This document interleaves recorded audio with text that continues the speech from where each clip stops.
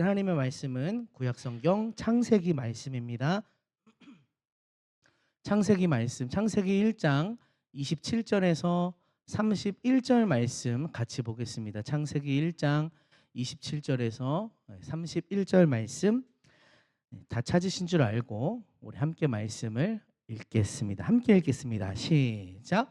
이 말씀은 살아계신 하나님의 말씀입니다. 하나님이 자기 형상 곧 하나님의 형상대로 사람을 창조하시되 남자와 여자를 창조하시고 하나님이 그들에게 복을 주시며 하나님이 그들에게 이르시되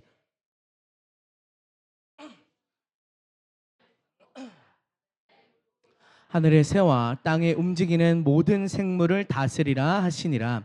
하나님이 이르시되 내가 온 지면에 씨 맺는 모든 채소와 씨 가진 열매 맺는 모든 나무를 너희에게 주노니 너희의 먹을거리가 되리라.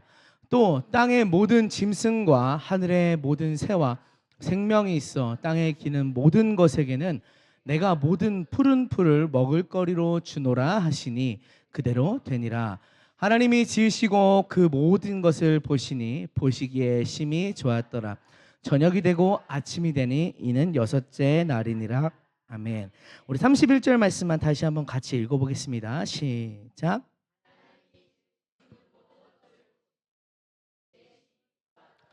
저녁이 되고 아침이 되니 이는 여섯째 날이니라. 아멘. 몇 주 전에 저는 한국침례신학대학교 안에 위치한 창조과학 전시관에 중고등부와 함께 다녀왔었습니다.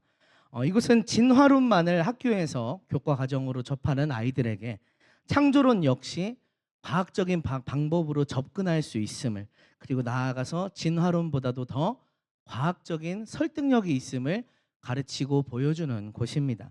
이곳에 다녀오게 된 이유는 아이들이 먼저 질문을 했기 때문입니다. 먼저 한 아이가 저에게 조심스럽게 이야기했습니다. 선생님, 진화론과 창조론 중에 뭐가 맞는 거예요?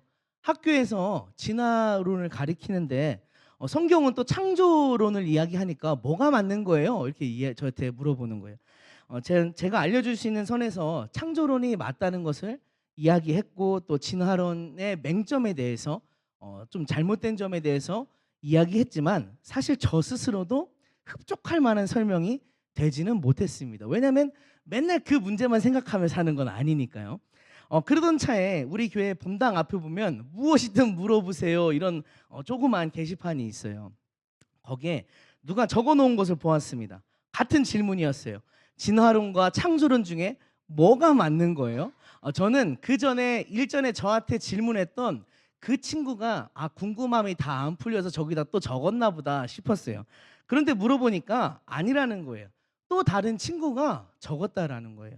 그러니까 누구 한 사람만 그런 고민과 질문을 갖고 있는 게 아니라 이 나이 또래 아이들이 대체적으로 좀 이런 것을 좀 궁금해하는구나, 좀 질문을 갖고 고민하는구나 생각이 들어서 또 제가 알려주고 가르쳐 주는데 한계가 있기 때문에 찾아봐서 가까운 곳에, 마침 또 가까운 곳에 창조과학 전시관이라는 곳이 있어서 다녀왔습니다. 갔다 온 결과는 대만족이었습니다.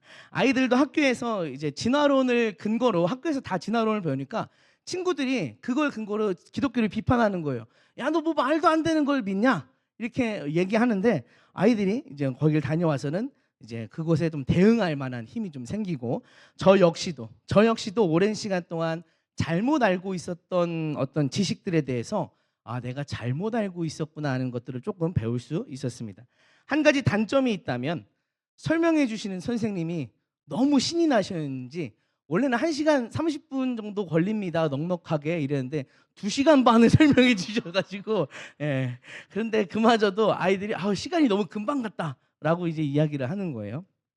어른들도 한 번쯤 가볼 만한 곳인 것 같습니다. 물론 제가 성경의 창조가 과학적으로 증명되어야만 믿을 수 있다라고 말하는 것은 아닙니다.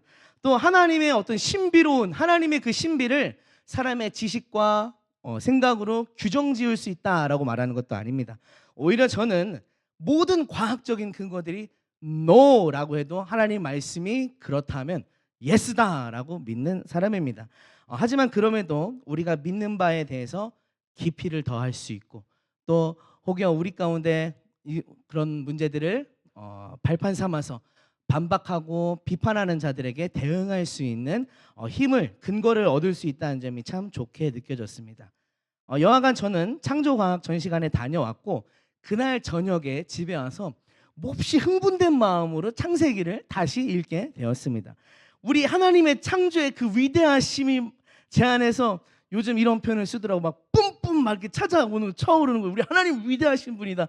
그 마음으로 창세기를 다시 읽는데 창세기 1장, 2장을 읽고 또 읽는 겁니다. 근데 읽을수록 너무 재밌어요. 하나님이 그 어떻게 이렇게 그렇게 위대하게 만드셨지? 어떻게 그렇게 지혜롭게 계획하셨지? 어떻게 그렇게 질서 있게 와 대단하시다라는 그런 막 감탄사가 터져 나오는 겁니다. 그렇게 흥분된 마음으로 성경 창세기를 읽던 중에 오늘 읽은 본문에서 재미난 점을 좀 볼 수 있었습니다.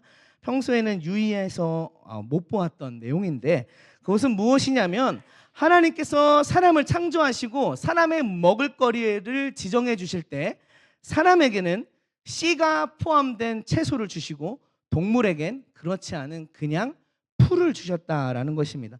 오늘 읽으셨던 1장 29절과 30절 말씀을 다시 한번 같이 읽어보겠습니다. 함께 읽겠습니다. 시작.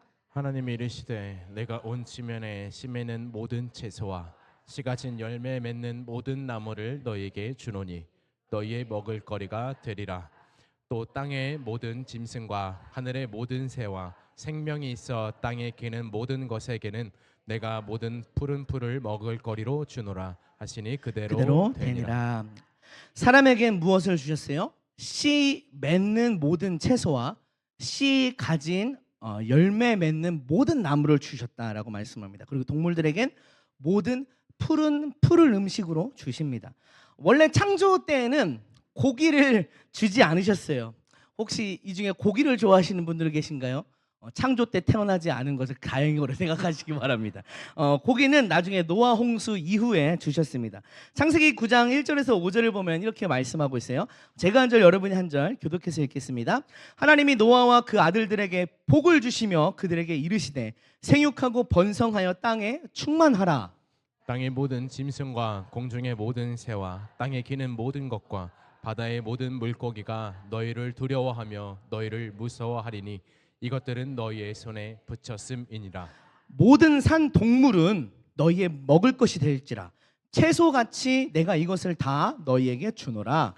그러나 고기를 그 생명되는 핏째에 먹지 말 것이니라. 5절은 같이 읽겠습니다. 내가 반드시 너희의 피 곧 너희의 생명의 피를 찾으리니 짐승이면 그 짐승에게서 사람이나 사람의 형제면 그에게서 그의 생명을. 아멘. 고기는 홍수 이후에 노아 홍수 이후에 하나님이 주신 것이고 원래 창조 때에는 사람이 채식을 했습니다. 여기까지는 저도 전에 알고 있었어요. 그런데 더 구체적인 차이가 오늘 성경을 읽다 보니까 보인 것입니다. 사람에겐 씨 가진 채소, 씨 가진 열매를 주시고 동물에겐 풀을 주셨다. 이런 표현은 그냥 사실 같은 의미인데 그냥 말이 좀 다른 겁니다. 이게 아닙니다. 우연의 차이가 아닙니다. 그냥 표현의 차이가 아닙니다. 왜냐하면 하나님께서 세상을 창조하실 때 3일째에 땅의 지면의 식물들을 창조하시는데 그때 이 표현을 그대로 사용하셔서 말씀하고 있기 때문이에요. 창세기 1장 11절과 12절 말씀 우리 같이 읽겠습니다. 시작. 하나님이 이르시되 땅은 풀과 씨 맺는 채소와 각기 종류대로 씨 가진 열매 맺는 나무를 내라 하시니 그대로 되어 땅이 풀과 각기 종류대로 씨 맺는 채소와 각기 종류대로 씨 가진 열매 맺는 나무를 내니 하나님이 보시기에 좋았더라. 저녁이 되고 아침이 되는 이는 셋째 날이니라. 아무 의미 없이 같은 말을 굳이 길게 이렇게 반복할 이유가 없습니다. 땅은 씨 맺는 채소, 씨 가진 열매 맺는 나무 그리고 풀을 내라 하시니 땅이 정말로 씨 가진 열매와 채소와 씨 가진 열매 맺는 나무와 풀을 냈다라고 말씀합니다. 그리고 여섯째 날에 사람을 창조하신 후에는 먹을거리를 지정해 주시는데 사람에겐 씨 가진 채소와 씨 맺는 채소와 씨 가진 열매를 주시고 동물에겐 그냥 풀을 주셨다. 창조하신 것에서 그대로 나눠서 주신 것입니다. 애초부터 계획된 창조, 설계된 하나님의 그림이었다라는 것이죠. 그럼 자연스럽게 질문이 생깁니다. 왜 하나님은 사람에게는 이 씨 맺는 채소, 씨 가진 열매를 먹을 거리로 주시고 동물에겐 그냥 풀을 주셨을까?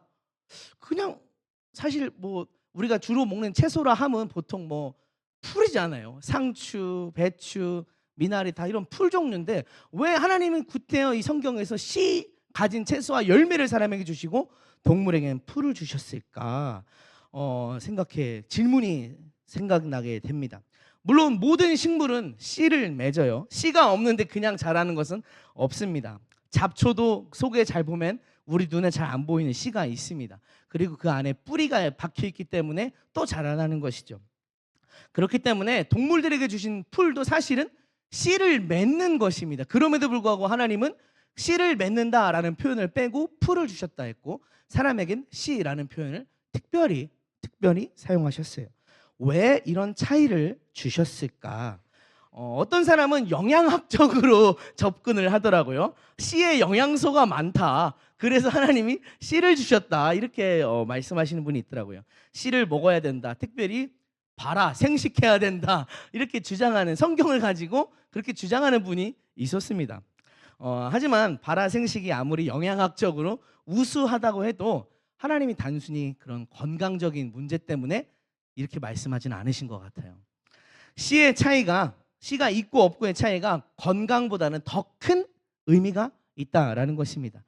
저는 왜 이런 차이를 주셨을까 묵상하면서 씨라고 하는 것, 씨가 가진 본질적인 특징이 있잖아요. 그런 어떤 본질적인 특징과 또 이 성경에서 씨가 의미하는 바를 갖고 좀 마음에서 이 질문을 풀어보려고 묵상하기 시작했습니다.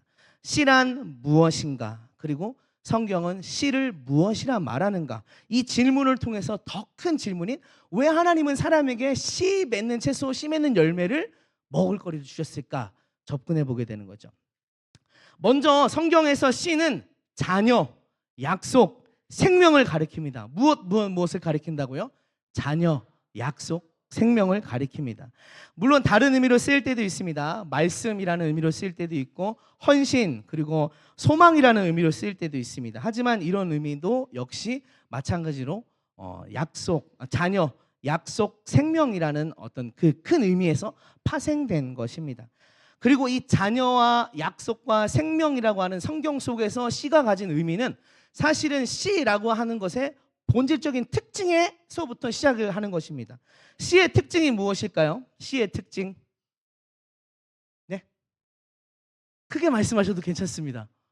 네, 씨의 특징. 네? 껍데기 안에 작아요. 예, 맞습니다. 다 맞는 말씀입니다. 그런데 가장 큰 특징은 무엇이냐면 씨는 자라나게 하는 것입니다. 씨는 자라나게 하는 것입니다. 무엇을 자라게 할까요?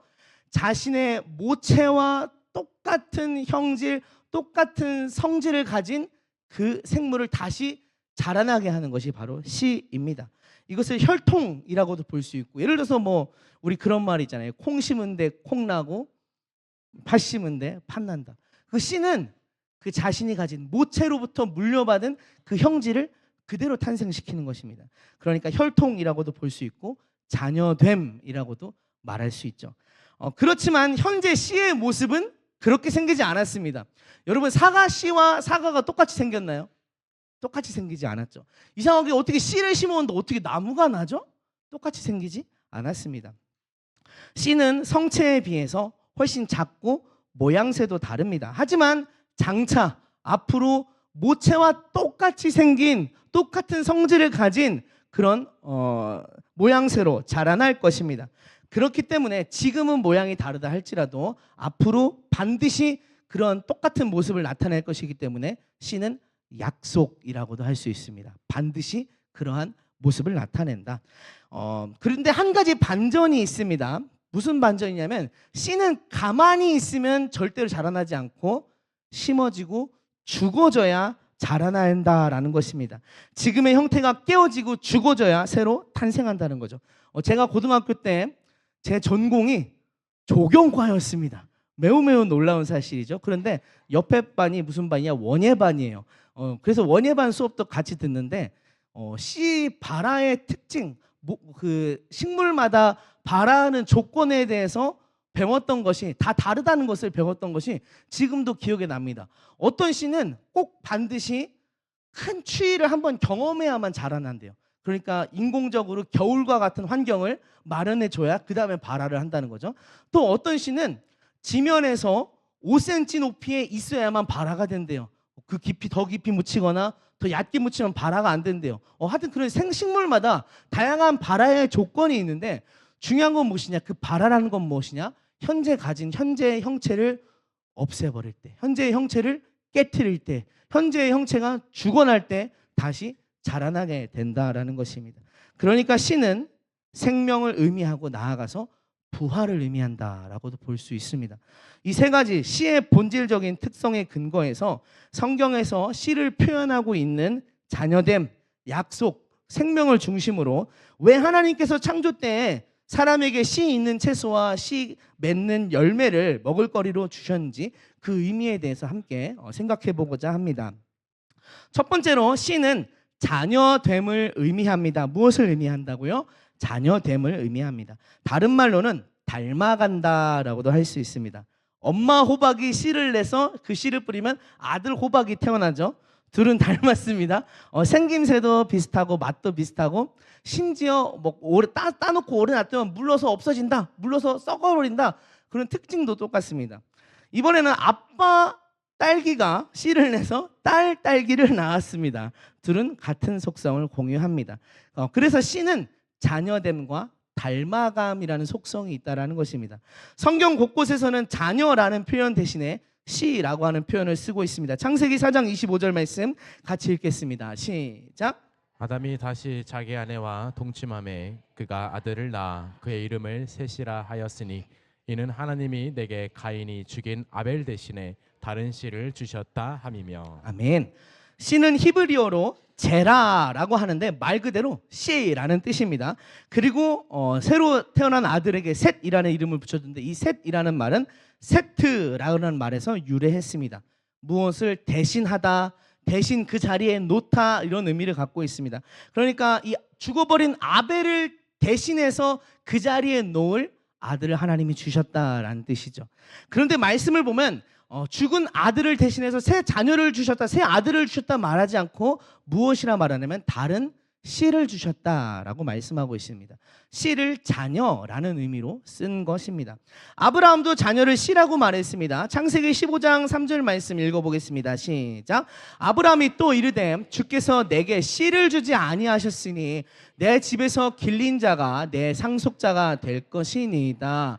하나님 저에게 자녀를 주시지 않으셨잖아요. 그 말을 제게 씨를 주지 않으셨잖아요 라고 말하고 있어요. 오랜 시간이 지나서 예수님 시대에도 씨를 자녀 그리고 후손이라는 뜻으로 사용하고 있습니다. 요한복음 7장 41절 같이 읽겠습니다. 시작. 성경에 이르기를 그리스도는 다윗의 씨로 또 다윗이 살던 마을 베들레헴에서 나오리라 하지 아니하였느냐 하며 다윗의 후손, 다윗의 계보, 다윗의 혈통이라는 말을 씨라는 단어로 표현하고 있습니다. 씨는 자녀됨을 의미하는 거예요. 씨는 자녀됨을 의미합니다. 우리는 하나님의 자녀입니다. 아버지와 아들의 관계, 어머니와 딸의 관계, 그리고 부모님과 자녀의 관계가 하나님과 우리의 관계인 것입니다. 하나님은 우리의 참 아버지가 되시고 우리는 하나님의 백성으로 거듭나서 하나님의 자녀가 된 그 존재들인 줄 죄송합니다. 존재들인 줄 믿습니다. 가끔 호흡이 이렇게 올라와가지고 육신의 아버지는 우리가 아버지 하고 계속 부르면 짜증을 내세요. 제가 아버지한테 아빠 부르는데 아빠가 아무 말씀 없으시면 또 불러요. 아빠 대답하실 때까지 해요. 일부러 아빠 그럼 아버지가 승질내세요. 왜 인마 불렀으면 말을 해야지. 사실 일부러 좀 그런 적도 있어요. 하지만 하나님 아버지는 한 번도 우리를 거절하지 않으세요. 하나님 아버지 하루 종일 불러도 왜 인마 말을 해 이렇게 안 하세요. 그래 내가 여기 있다, 내가 너의 아버지다 이렇게 맞아주세요. 하나님은 우리의 아버지 되시기를 부끄러워하지 않으십니다. 그러나 우리는 수시로 하나님의 자녀라는 것을 당당히 드러내지 못하고 숨기곤 하죠. 또 육신의 아버지는 때로는 우리에게 실망스러울 수도 있어요. 아픈 기억을 갖고 계신 분들도 있을 겁니다. 하지만 하나님 아버지는 단 한순간도 우리에게 나쁜 적이 없으세요. 우리에게 안 좋으신 적이 없습니다. 하나님은 너무나 좋으신 우리의 아버지가 되신 줄 믿습니다. 우리 아버지 하나님께 좋으신 하나님, 우리 이 찬양 한 절만 올려드렸으면 좋겠습니다. 함께 고백하겠습니다.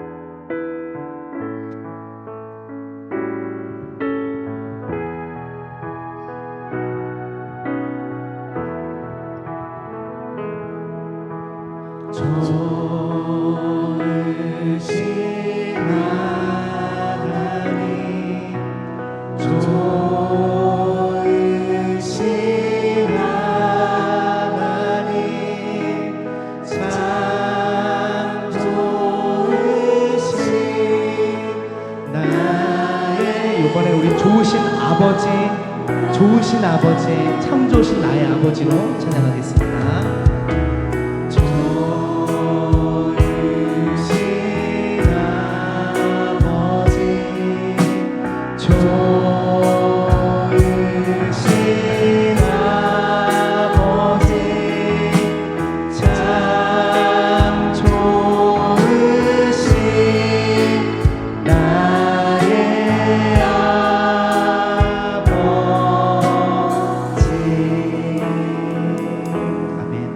우리에게 참 좋으신 하나님 아버지와 함께 동행하는 자녀로 살길 축복합니다. 자녀라는 단어를 들여다보고 있으면 그 뒤에 부모라고 하는 단어가 생각납니다. 왜냐하면 모든 자녀는 부모를 닮았기 때문이죠. 여러분들 자녀가 있으신 분들 많을 텐데 자녀의 모습을 한번 떠올려 보세요. 여러분들 닮았나요? 안 닮았나요? 닮았어요. 오직하면 붕어빵이다 하는 말이 생겨났을까요? 붕어빵은 그냥 틀에 넣고 찍어내는 거잖아요. 똑같을 수밖에 없어요. 그런데 부모와 이 자녀의 닮음을 붕어빵이다 이렇게 표현하기도 합니다. 저에게도 부모님을 닮은 모습이 있습니다. 성격적인 것도 그렇겠지만 외모적인 것도 부모님을 닮은 것이 있죠. 특별히 제가 부모님과 두 분의 부모님과 공유하는 신체적인 특징이 있습니다. 바로 이 팔뚝과 새끼발가락입니다. 너무 작아서 웃으시죠? 웃음이 나오죠? 새끼발가락은 아버지를 닮았어요. 아버지는 양발 모두 새끼발가락의 발톱이 거의 없으세요. 한 1mm, 2mm 정도밖에 없으세요. 근데 제가 한쪽 발이 그래요. 그래서 내가 아버지 자식이구나, 어디서 주워온 게 아니구나 하는 것을 좀 확실하게 압니다. 또 팔뚝을 보면 어머니를 닮은 흔적이 있습니다. 팔뚝에 여기에 보면은 점이 두 개가 있는데 두 개의 위치와 그 간격이 어머니의 팔에 있는 거 똑같아요. 그래서 내가 어머니 자식이구나, 어디서 내가 온 게 아니구나라는 것을 알 수 있습니다. 근데 엊그저께 제가 팔을 이렇게 간지러워서 이렇게 긁고 있는데 갑자기 아픈 거예요. 보니까 너무 세게 긁었는지 제가 점을 떼버린 거예요, 실수로. 그게 떼지는 줄 몰랐어요. 이게 떼지는 거야? 싶었는데 그 순간 왠지 좀 좀 무섭죠. 예, 그렇게 세게 긁지 않았어요. 근데 떼지더라고요. 그래서 왠지 마음이 좀 허전해졌어요.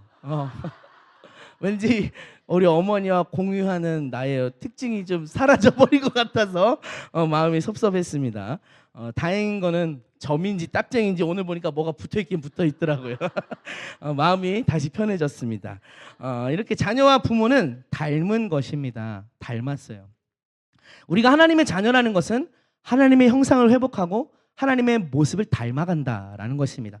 에베소서 5장 1절을 보면 이렇게 말씀합니다. 그러므로 사랑을 받는 자녀같이 너희는 하나님을 본받는 자가 되고, 우리가 하나님의 자녀가 됐기 때문에 하나님을 본받는 자가 되라는 것입니다. 또 마태복음 5장 43절에서 45절은 이렇게 말씀하는데요. 같이 읽어보겠습니다. 시작. 내 이웃을 사랑하고 내 원수를 미워하라 하였다는 것을 너희가 들었으나 나는 너희에게 이르노니 너희 원수를 사랑하며 너희를 박해하는 자를 위하여 기도하라. 이같이 한즉 하늘에 계신 너희 아버지의 아들이 되리니 이는 하나님이 그 해를 악인과 선인에게 비추시며 비를 이로운 자와 불의한 자에게 내려 주심이라. 이같이 한즉 세상과 다르게 한즉 원수를 미워하지 않고 사랑하며 박해하는 자를 위하여 기도할 때, 그런 하나님의 사랑을 닮아갈 때 우리를 하나님의 자녀로 인정받게 되고 세상도 우리를 하나님의 자녀라고 칭하게 된다라고 말씀합니다. 하나님의 자녀로 거듭난 여러분, 또 하나님을 아버지라고 부르는 저와 여러분이 하나님의 그 성품과 하나님의 사랑을 날마다 닮아가길 소망합니다. 두 번째로 C는 약속을 의미합니다. 무엇을 의미한다고요? 약속을 의미합니다. C의 현재의 모습은 장차 나타날 모습과는 많이 다릅니다. 요즘 여러분 날씨가 더워져서 수박 많이 드시죠? 수박에 씨가 있는데 수박의 씨는 까만데 희한하게 수박은 안 까매요. 겉에 초록색도 있고 물론 검은색 줄무늬도 있지만 안에 보면 빨갛습니다. 또 테두리는 하얘요.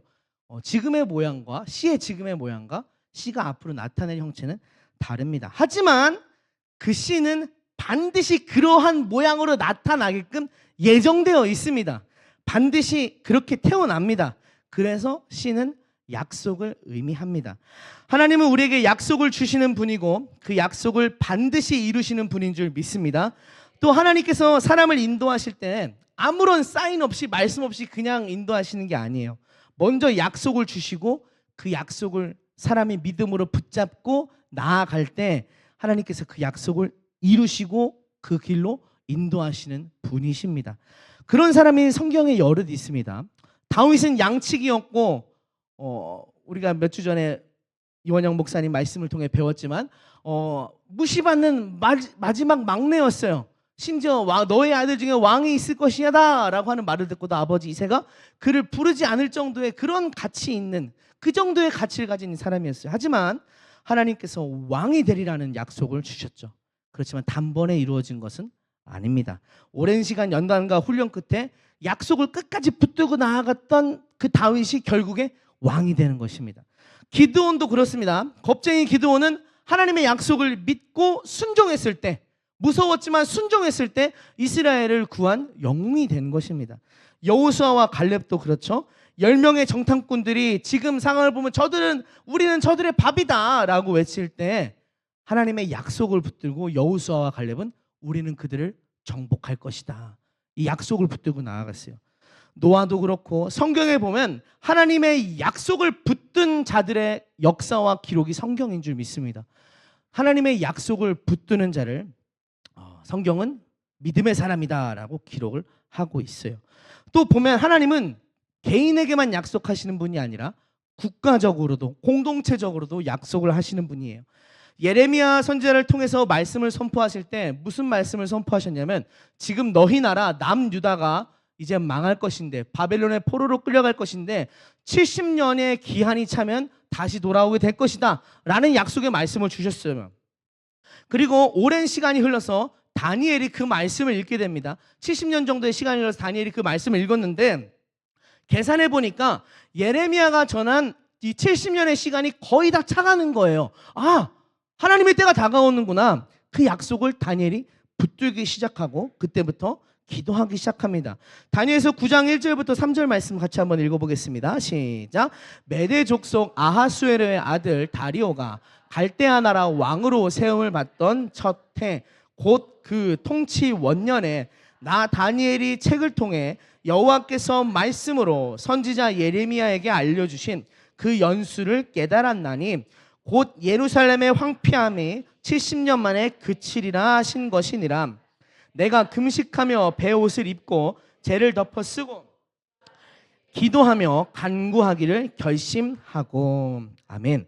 다니엘처럼 하나님의 약속을 믿고 기도하고 붙든 자가 있었기 때문에 유다 백성들이 회복과 이 자유의 감격을 다시 맛보게 된 것입니다. 하나님의 약속을 받고 다른 자를 또 찾아보자면 아무래도 아브라함을 빼놓고 이야기하기는 어려울 것 같아요. 히브리서 11장 8절을 보면 믿음으로 아브라함은 부르심을 받았을 때 순종하여 장래의 유업으로 받을 땅에 나아갈새 갈 바를 알지 못하고 나아갔으며, 부르심을 받았지만 약속을 받았지만 지금 어떻게 할 줄 모르지만 그래도 그 약속을 붙들고 나아갔다는 것입니다. 그런 아브라함의 믿음에 대해서 로마서 4장 18절에서 22절은 이렇게 말씀합니다. 이 말씀 같이 읽겠습니다. 시작. 아브라함이 바랄 수 없는 중에 바라고 믿었으니 이는 내 후손이 이 같으리라 하신 말씀대로 많은 민족의 조상이 되게 하려 하심이라.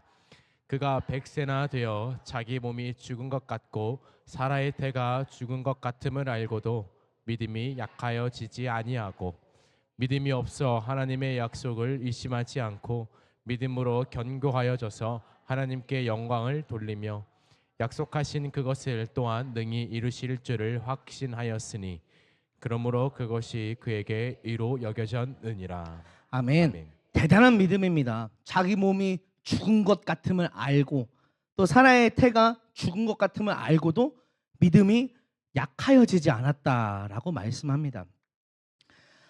약속하신 그것을 하나님이 능히 이루실 줄 확신했다라는 것이죠. 만약에 제가 꽃 이제 씨앗을 심으면서 이 씨앗은 자라나지 않을 거야. 왜냐하면 내가 심었으니까.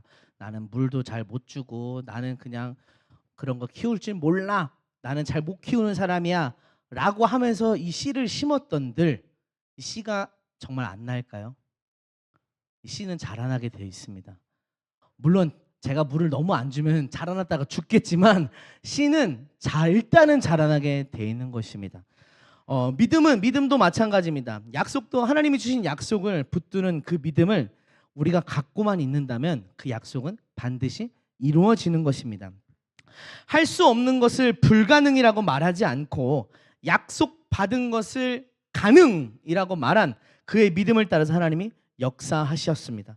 우리는 하나님의 약속을 따라 사는 존재들인 줄 믿습니다. 되는 대로 살고 안 되면 말고 운 좋으면 되고 이게 아니라 시간과 공간 그리고 환경을 초월해서 역사하시는 하나님 그 능력과 그 백으로 살아가는 존재인 줄 믿습니다. 하나님의 약속을 붙들고 사는 존재인 줄 믿습니다. 여러분에게 주신 구원의 약속을 붙드십시오. 또 여러분의 삶에 주신 하나님의 약속들이 있으실 거예요. 결코 가볍게 여기지 마십시오. 그거 붙들고 계십시오. 하나님은 오늘도 약속의 자녀를 보기 원하십니다. 약속하신 바를 끝까지 이루어 줄 줄 알고 나를 신뢰하고 따르는 그 약속의 자녀를 보기 원하십니다. 저와 여러분이 그 약속의 자녀가 되기를 소망합니다. 세 번째로 C는 생명을 의미합니다. 특별히 부활을 의미합니다. C는 아까도 말씀드렸지만 그대로 머물면 생명으로 탄생하지 않습니다. C가 죽고 없어지고 사라져야 그 C의 형체가 없어져야만 새로운 생명이 탄생하죠. 고린도전서 15장 35절에서 38절에는 C의 특징을 갖고 부활에 대해서 설명하는 내용이 있습니다. 제가 한 절 여러분이 한 절 번갈아 가면서 읽겠습니다. 누가 묻기를 죽은 자들이 어떻게 다시 살아나며 어떠한 몸으로 오느냐 하리니 내가 뿌리는 씨가 죽지 않으면 살아나지 못하겠고 또 내가 뿌리는 것은 장래의 형체를 뿌리는 것이 아니요 다만 밀이나 다른 것의 알맹이 뿐이로되 하나님이 그 뜻대로 그에게 형체를 주시되 각 종자에게 그 형체를 주시느니라. 씨는 작고 동그랗거나 뾰족한 그런 모양새를 가진 것에 불과하지만 그 씨가 죽으면 장래의 형체를 나타내고 싹과 줄기와 가지와 열매를 맺는 것입니다.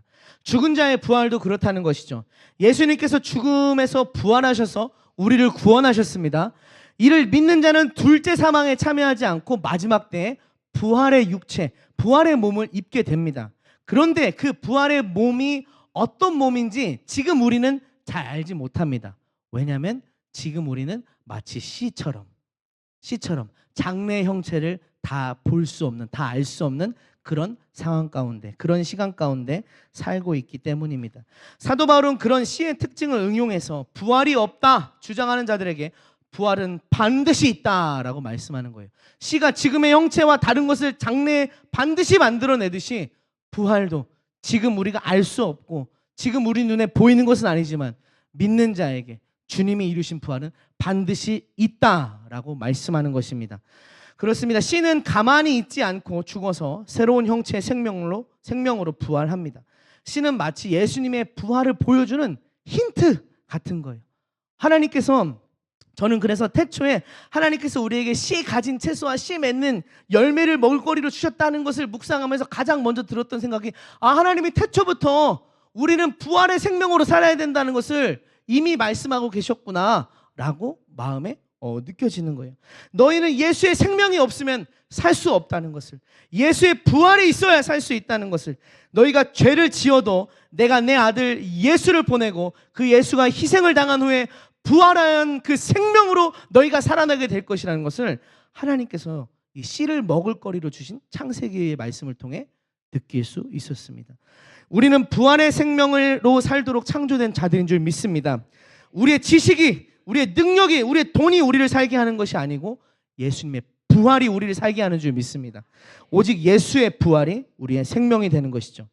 우리에게 생명을 주시는 예수님을 붙들고 그 부활의 능력으로 날마다 담대하게 세상을 이기며 살아가는 저와 여러분 되길 소망합니다. 그리고 나아가서 우리가 그 부활에 참여하는 자가 되기를 소망합니다.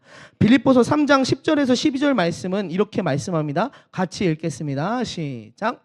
내가 그리스도와 그 부활의 권능과 그 고난의 참여함을 알고자 하여 그의 죽으심을 본받아 어떻게 해서든지 죽은 자 가운데서 부활에 이르려 하노니 내가 이미 얻었다 함도 아니요 온전히 이루었다 함도 아니라 오직 내가 그리스도 예수께 잡힌 바 된 그것을 잡으려고 달려가노라. 아멘. 우리 10절 말씀을 다시 한번 띄워주세요. 부활에 참여한 바가 되기 위해서 먼저 그의 죽으심을 본받았다라고 말씀하고 있어요. 우리 부활의 예수님의 생명에 참여하고자 한다면 먼저 예수님의 죽으심에 본받는 삶을 살아야 하는 줄 믿습니다.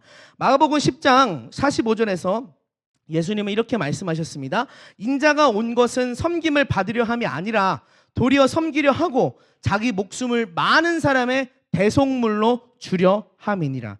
예수님께서 친히 섬김의 삶을 사셨고 자기 생명을 많은 사람의 대속물로 대신 희생하며 주셨다라는 것이죠.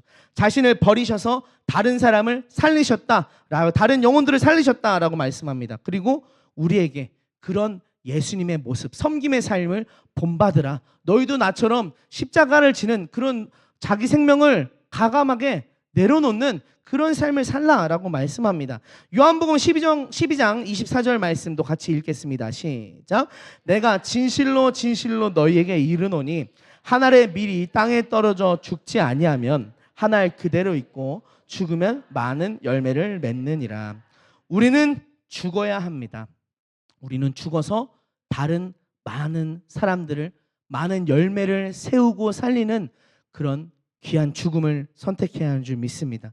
예수님처럼 나를 부인하고 예수님처럼 나를 내려놓고 예수님처럼 예수님의 그 죽으심을 본받아서 우리가 죽고 많은 영혼들이 살아나는 것을 보며 부활에 동참하고 참여하는 저와 여러분 되기를 축복합니다. 한 알의 밀이라는 시처럼 죽어서 많은 열매로 부활하는 저와 여러분 되기를 소망합니다. 말씀을 정리하겠습니다. 오늘은 창세기 1장에서 창조 때 하나님께서 사람에게 사람과 동물에게 주신 먹을거리를 보았습니다. 사람에게 씨 맺는 채소와 씨 가진 열매 맺는 나무를 먹을거리로 주셨고 동물에겐 그냥 풀을 주셨다라고 했습니다. 왜 사람에게 씨가 포함된 채소를 음식물로 주셨을까 생각하다 보니, 질문하다 보니 씨의 본질적인 특징과 또 성경 속에서 씨를 무엇이라고 말씀하고 있는지를 같이 의미를 보게 되었습니다. 첫 번째로 씨는 닮은 것을 탄생시킨다라는 특징이 있기 때문에 성경에서 자녀됨을 가리키는 의미로 쓰였습니다. 우리는 하나님의 자녀이고 또 우리는 하나님 아버지의 자녀로서 하나님을 닮아가는 삶을 살아야 될 줄 믿습니다. 두 번째로 씨는 앞으로 탄생시킬 형체와 지금은 다르게 생겼지만 반드시 그렇게 태어나고야 만다는 특징이 있습니다. 때문에 씨는 약속이라는 의미가 있는 것이죠. 우리는 하나님의 약속을 따르는 존재로 믿음과 신뢰의 삶을 살길 소망합니다. 세 번째로 씨는 죽어야만 태어난다, 새로 태어난다라는 의미가 있습니다. 그런 특징이 있습니다. 그래서 부활을 의미하는 것입니다. 우리를 위해 죽으시고 부활하신 예수님을 사랑하고 예수님을 높이면서 예수님의 죽으심을 본받아서 다른 영혼을 위해 우리 삶을 내어놓는 그리하여 부활에 참여하는 저와 여러분의 삶이 되기를 축복합니다. 이 시간 같이 기도의 시간을 가질 건데요. 함께 기도하기 전에 우리 미나리라고 하는 찬양 같이 함께 찬양하기 원합니다. 내가 이 세상 가운데서 나의 마음, 나의 결정, 나의 나됨을 내려놓고 예수님처럼 그의 죽으심을 본받아 살아가며 많은 영혼을 열매로 거두길 원합니다. 이런 소망을 갖고 함께 찬양하겠습니다.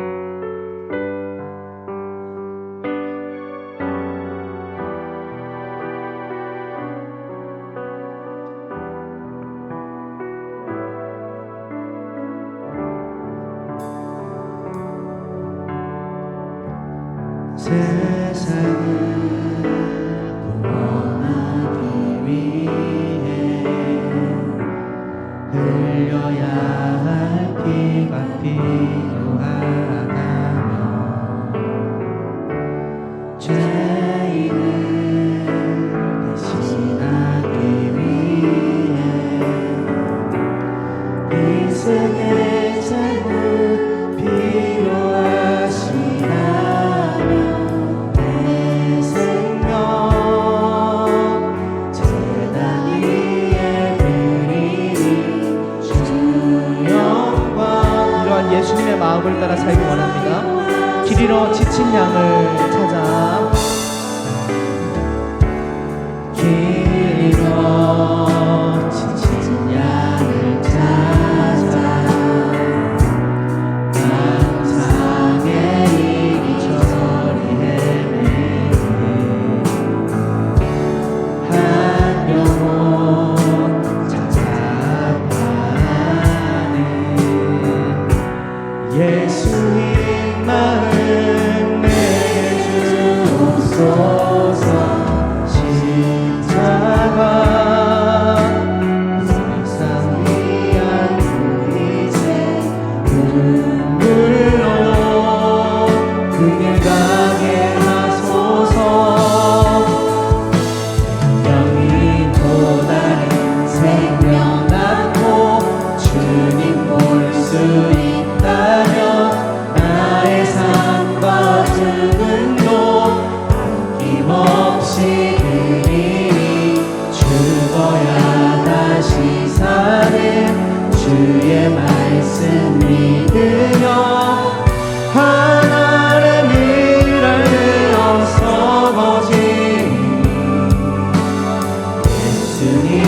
예수님처럼 살아가게 나 생명이 또 다른 생명 낳고 생명이 또 다른 생명 낳고 주님 볼 수 있다면 나의 삶과 죽음도 힘없이 드리니 죽어야 다시 사는 주의 말씀 믿으며 하나님을 알되어서 거짓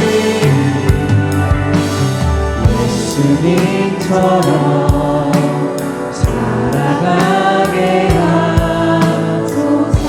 하나님께서 태초에 인간에게 씨 가진 채소와 열매를 먹을 거리로 주신 것은 그 씨가 가진 특징과 하나님의 말씀 속에서의 의미를 닮은 그러한 삶을 살아가라고, 그러한 사람으로, 그러한 인생으로 살아가라고 그렇게 주신 줄 믿습니다. 하나님, 제가 그 약속의 말씀을 따라서 하나님의 자녀된 삶을 살아가기 원합니다. 하나님을 본받고 닮아가는 삶을 살기 원합니다. 하나님의 약속을 붙드는 삶을 살기 원합니다. 나를 위해 죽으시고 다시 사신 예수님의 부활을 붙드는 삶을 살기 원합니다.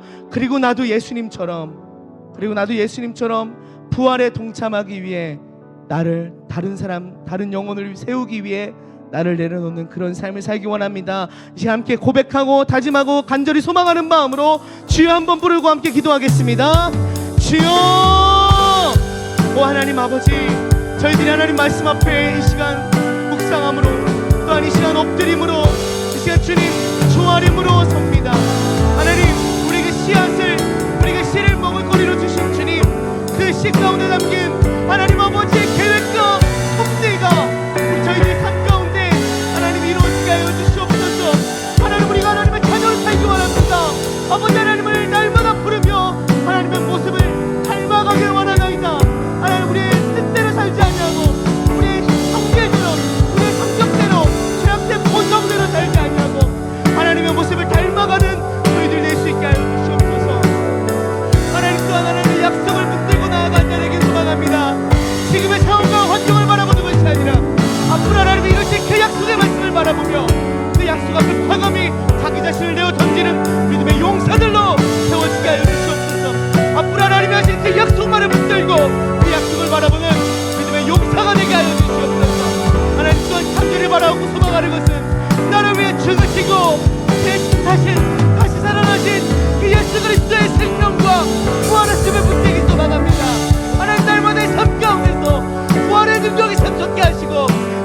감격이 샘솟게 하시고 그 부활하신 생명력으로 이 세상을 넉넉히 이기며 주님 승리의 개가를 부리며 살아갈 수 있도록 하나님 인도하여 주시옵소서. 하나님 또한 바라는 것은 주님의 생명에 그 부활하심에 동참하기 원합니다. 하나님 주 예수님의 죽으심에 본받기 원합니다. 말로만 주님을 따라간다, 말로만 주님 병신한 자가 아니라 하나님 정말 한 영혼을 위해서 울리고 한 영혼을 위해서 주님 나의 나름을 버리고 나의 목숨까지도 내놓는 예수님의 그 마음이 저희들 가운데 가득하고 날마다 그를 통하여 많은 열매가 맺어지고 세워지는 것을 보는 저희들이 다 교회가 될 수 있도록 하나님 인도해 주시옵소서. 오바야 카와 라이소나 나이스 가리아 오바바야 카와바야 야반나야 바라바바바 카와반나이스와 야반나 바라바바바바 카와반나야 바라바바바 카와반나야 라파라바바 카와야 소와 나이스. 하나님 오늘 말씀이 저희 실수와 저희 모습 기록하는 아버지 우리 각자의 영혼들 가운데 하나님께서 지금 이 시간 동안 인도하기 원하시는 그 삶의 방향과 비전과 모습으로 하나님 성취되고 그것을 따라가는 자 될 수 있도록 하나님 인도하여 주시옵소서. 오와야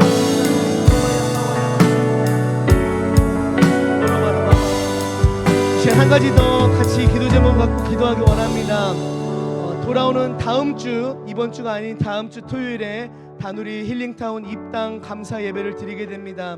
하나님께서 인도하셔서 지금까지 인도하셨고 이제 어떻게 보면 마무리가 아니라 시작을 알리는 입당 감사 예배를 드리게 되는데 하나님 그곳에서 하나님의 성전을 통하여 하나님의 역사를 통하여 하나님 많은 영혼들이 치유받고 구원받고 회복되게 하여 주시옵소서. 또한 그 일을 최전선에서 선봉의 자리에서 감당하고 있는 우리 담임 목사님을 위해서도 영혼간의 강건함을 하나님 허락하여 주시옵소서. 함께 우리 주여 한번 외치고 마음을 모아 기도하겠습니다. 주여. 하나님 끝이 아닙니다. 하나님 마감이 아닙니다. 방점이 아닙니다. 하나님 시작이 좀 있습니다.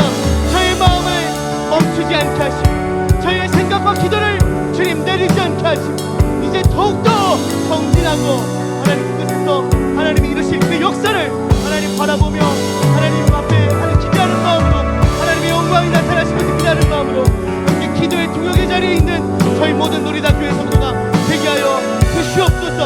하나님 좀 마음을 모으게 하시고 하나님 나라를 헌신하게 하시고 나우르바바야 카와반나야 반나 모든 준비 과정과 하나님 그 역사가 예배의 역사가 하나님의 영광과 아름다우신 가운데서 조금 더 부족함과 정도는 쓰러짐 없이 온전하게 이루어질 수 있도록 하나님 인도하여 주시옵소서. 하나님 또한 특별히 그 앞에 최전선에서 하나님 무릎을 꿇으며 고민하며 하나님 애타는 마음으로 나아가는 사자 목사님, 담임 목사님을 지금 붙들어 주셔서 그 중심에 평탄함을 주시고 평안함을 주시고 하나님 그를 위해 기도하고 있는 많은 중보의 용사가 있음을 깨닫게 하시고 또한 중보의 용사가 실제적으로 날마다 몇 시간마다 세워지게 하여 주시옵소서. 하나님 또한 그들을 바라보고 하나님 것은 하나님 그곳에서 찾아오는 영혼들 한 사람 한 사람의 발걸음마다 그들의 영혼이 회복되고 그들의 삶이 달라지고 그들의 삶 가운데 예수 그리스도를 만나게 되는 귀한 역사가 있게 하여 주시옵소서. 오 주님 감사합니다. 주님 감사합니다. 주님께서 그 놀라운 역사를 저희들에게 목도하게 하심을 감사합니다. 여호수아와 칼렙처럼 정복하는 마음으로 약속을 신뢰하는 마음으로 하나님을 의지하는 마음으로 함께 동참하는 저희들이 될 수 있도록 하나님 주시옵소서.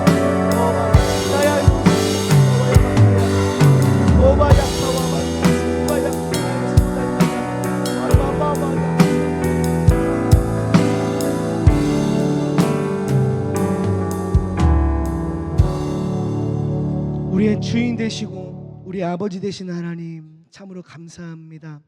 하나님 저희들이 오늘 성경에서 씨를 먹을거리로 주신 하나님의 그 말씀을 묵상했습니다.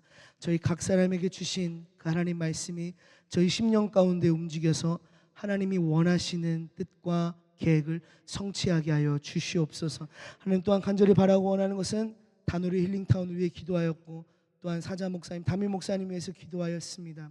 하나님 저희들이 앞으로도 계속 기도하는 일에 게으르지 않게 하시고 기도와 중보의 용사로 매일 매시간 세워져 나아가서 하나님의 역사를 함께 목도하며 하나님의 약속을 함께 성취하는 영광을 누릴 수 있도록 인도해 주시옵소서. 주님 감사합니다. 오늘도 저희에게 예배를 허락해 주시고 이 예배를 주님 기쁘게 받아주셔서 감사합니다. 돌아가는 길도 안전하게 지켜주시고 하나님의 영광을 위한 삶을 살 수 있도록 인도하여 주시옵소서. 예수님의 이름으로 기도합니다. 아멘. 우리 주님께서 가르쳐 주신 기도 함께함으로 수요 예배를 마치겠습니다. 하늘에 계신 우리 아버지여, 이름이 거룩히 여김을 받으시오며 나라의 임하옵시며 뜻이 하늘에서 이루어진 것 같이 땅에서도 이루어지이다. 오늘 우리에게 일용할 양식을 주시옵고 우리가 우리에게 죄진 자를 사하여 준 것 같이 우리의 죄를 사하여 주시옵고 우리를 시험에 들게 하지 마시오며 다만 악에서 구하시옵소서. 나라와 권세와 영광이 아버지께 영원히 있사옵나이다. 아멘. 예배 마쳤습니다. 오늘 함께 하나님 성전을 청소하겠습니다.